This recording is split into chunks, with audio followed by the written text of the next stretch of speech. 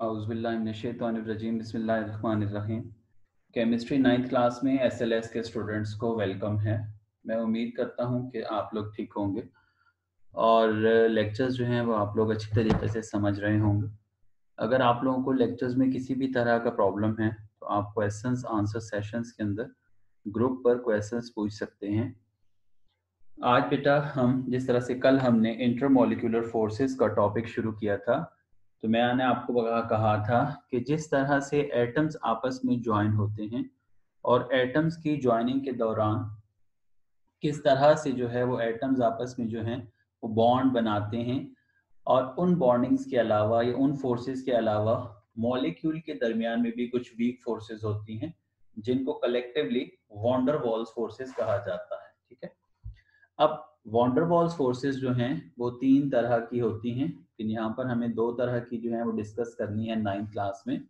पहली जो van der Waals force हमने डिस्कस की आपके साथ वो थी डायपोल डायपोल इंटरेक्शन, जो हमने कल आपको सिखाई थी कि पोलर कोवलेंट कंपाउंड्स जो होते हैं, पोलर कोवलेंट कंपाउंड्स के जो पोल्स होते हैं बेसिकली, उन पोल्स पॉजिटिव और नेगेटिव पोल्स जो हैं इलेक्ट्रिकली एक दूसरे को अट्रैक्ट करते हैं, और उसकी वजह से एक वीक फोर्स जो है या वीक बॉन्ड जो है या वीक इंटरमॉलिक्यूलर फोर्स जो है वो जनरेट होती है, जिसको डायपोल डायपोल इंटरेक्शन कहा जाता है। और उसको डायपोल इस वजह से कहा गया था कि दो पोल्स जो थे आपस में जो हैं वो एक दूसरे को जो है वो अट्रैक्ट करते थे। ये हमने कल पिक्चर भी देखी थी, ये 2 पोल्स होते थे ना, एक पार्शियल पॉजिटिव और एक पार्शियल नेगेटिव पोल।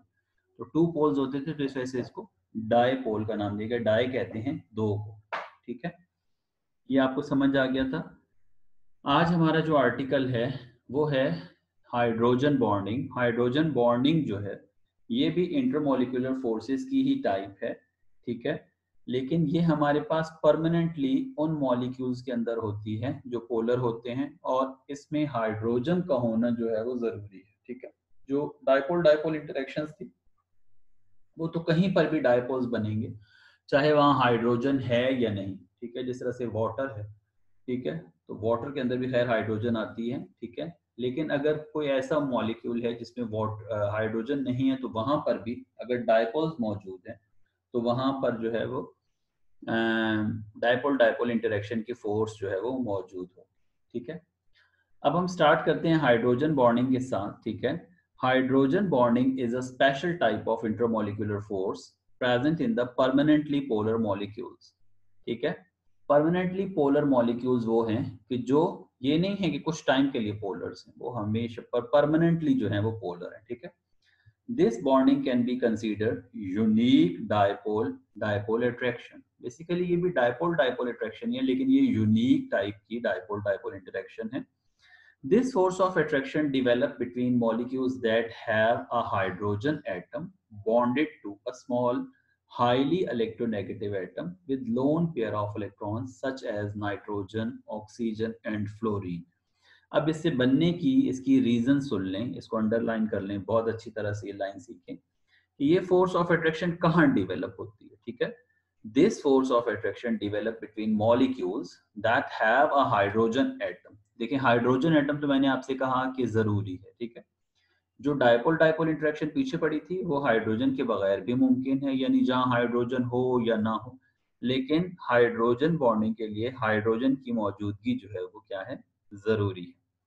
अच्छा, this force of attraction develop between molecules that have hydrogen atoms. अच्छा, अब हाइड्रोजन एटम बॉन्डेड विद, अच्छा किससे बॉन्ड हो रहा है, एक तो वो स्मॉल हो और उसके साथ साथ हाईली इलेक्ट्रोनेगेटिव एटम भी हो। ठीक है, और तीसरी शर्त क्या है कि उसके पास एक lone pair of electrons.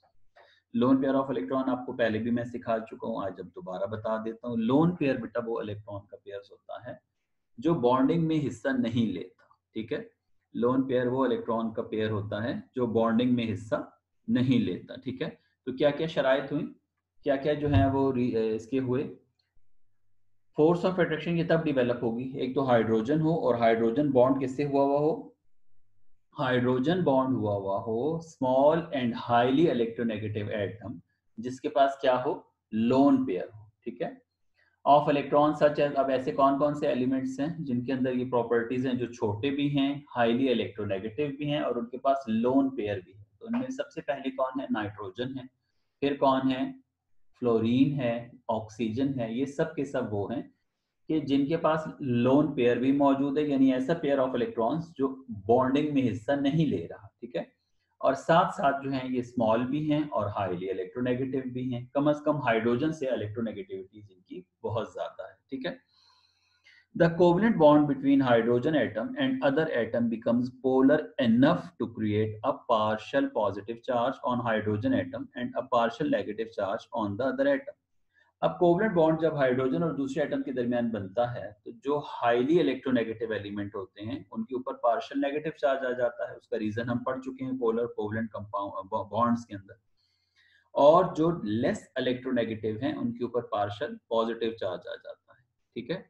The small size and high partial positive charge on the hydrogen atom enables it to attract highly electronegative nitrogen, oxygen, and fluorine, ठीक है, atoms of the other molecules. So, partially positively charged hydrogen atoms of one molecule attracts and forms a bond with a partially negative charged atoms of the other molecule. The bonding is called hydrogen bond. ये hydrogen bonding की definition भी आ गई आपके सामने कि partially positive charge hydrogen atom of one molecule attract and form a bond with the partially negative charge atom of the other molecule. आइए इस picture में समझते हैं इस चीज को। ये देखिए वाटर की एग्जांपल यहाँ पर दी गई है, that is water molecule. Water molecule में ऑक्सीजन होता है और हाइड्रोजन होता है। पहली शर्त क्या थी? हाइड्रोजन मौजूद हो, तो हाइड्रोजन मौजूद है और हाइड्रोजन किसी ऐसे एटम के साथ बॉन्ड हुई भी हो जो स्मॉल हो, तो ऑक्सीजन स्मॉल होता है। हाईली इलेक्ट्रोनेगेटिव हो, ऑक्सीजन हाईली इलेक्ट्रोनेगेटिव होता है एज कंपेयर टू हाइड्रोजन। और दूसरा क्या है? इसके पास लोन पेयर, ठीक है। ये सारी शराइत पूरी हो गई। अब क्या होता है कि इस मॉलिक्यूल का जो पार्शियल नेगेटिव पोर्शन है, ये दूसरे मॉलिक्यूल, ये दूसरा मॉलिक्यूल है सेम मॉलिक्यूल। देखिए एक मॉलिक्यूल तो नहीं होता ना, बहुत सारे मॉलिक्यूल्स होते हैं एक जगह के ऊपर। तो ये दूसरा मॉलिक्यूल है वाटर का और ये पहला मॉलिक्यूल है वाटर का।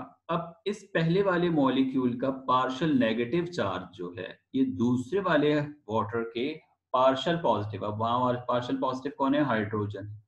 तो ये हाइड्रोजन जो है, ये ऑक्सीजन जो है, ये आपस में एक बॉन्डिंग जनरेट कर रहे हैं। ये ब्लू कलर से आपको दिखाई दी, दैट इज हाइड्रोजन बॉन्ड, ठीक है। ये एक मॉलिक्यूल के दरमियान में, ये देखिए अगले दूसरे मॉलिक्यूल के दरमियान में, तीसरे मॉलिक्यूल के दरमियान। इसी तरह से इसको यहाँ पे ये दिखाया गया। ये देखिए पूरा वाटर का मॉलिक्यूल है, ये पूरा एक यूनिट दिखाया गया यहाँ पे आपको। ये पूरा एक यूनिट दिखाया गया, ये पूरा एक यूनिट दिखाया गया। यहाँ पे हाइड्रोजन पार्शियल पॉजिटिव है और ऑक्सीजन पार्शियल नेगेटिव है, ठीक है बच्चों। तो ये पार्शियल नेगेटिव इस मॉलिक्यूल के पार्शियल पॉजिटिव से क्या कर रहा है? फोर्स ऑफ अट्रैक्शन से ज्वाइन हुआ है। And these force of attraction are hydrogen bonding. तो मैं आपके लिए हाइड्रोजन बॉन्डिंग की डेफिनेशन को एक दफा दोबारा पढ़ देता हूँ, दोबारा बता देता हूँ। partially positively charged hydrogen atom of one molecule attracts and form a bond with the partially negatively charged atom of the other molecule, ठीक है। The bonding is called hydrogen bonding. This force of attraction is represented by a dotted line between the molecules as shown below. इसको dotted line से show किया जाता है, ठीक है। जो स्ट्रेट लाइन होती है वो हमारा बॉन्ड शो करती है, उसको डॉटेड से नहीं, डॉटेड से इसलिए क्योंकि वीक फोर्स होती है एज कंपेयर टू बॉन्ड जो है ये वीक फोर्स होती है, ठीक है जी। Hydrogen bonding effect the physical properties of the molecule. अच्छा, अब जो हाइड्रोजन बॉन्डिंग जिन जिन मॉलिक्यूल्स में होती है उनका जो बिहेवियर होता है या उनकी जो प्रॉपर्टीज होती हैं वो चेंज हो जाती है, ठीक है। फिजिकल प्रॉपर्टीज पर मेन जो है वो इसका इफेक्ट आता है, ठीक है। तो वाटर की फिजिकल प्रॉपर्टीज जो है वो इसी वजह से due to this boiling point of compounds are affected greatly, ठीक है। अब अगर हम देखें कि बॉइलिंग पॉइंट ऑफ वाटर जो है ये काफी हाई है एज कंपेयर टू जो इसके साथ के और मॉलिक्यूल्स हैं या और जो इसके साथ के जो है, जिस तरह से कार्बन डाइऑक्साइड है, ठीक है। अब कार्बन डाइऑक्साइड जो है उसका इतना बॉइलिंग पॉइंट नहीं है जितना कि वाटर का है। is higher than that of alcohol. Alcohol का आप देखिए, अल्कोहल का 78 डिग्री सेंटीग्रेड है। इस वजह से क्योंकि अल्कोहल के अंदर जो है वो हाइड्रोजन बॉन्डिंग नहीं होती, लेकिन वाटर के अंदर जो है वो अल्कोहल जो है वो हाइड्रोजन बॉन्डिंग होती है, जिसकी वजह से इसका बॉइलिंग पॉइंट जो है वो, क्योंकि जब हम पानी को बॉयल करते हैं तो सबसे पहले जब हम हीट देते हैं तो वो हीट यूज होती है हाइड्रोजन बॉन्डिंग को ब्रेक करने, ठीक है।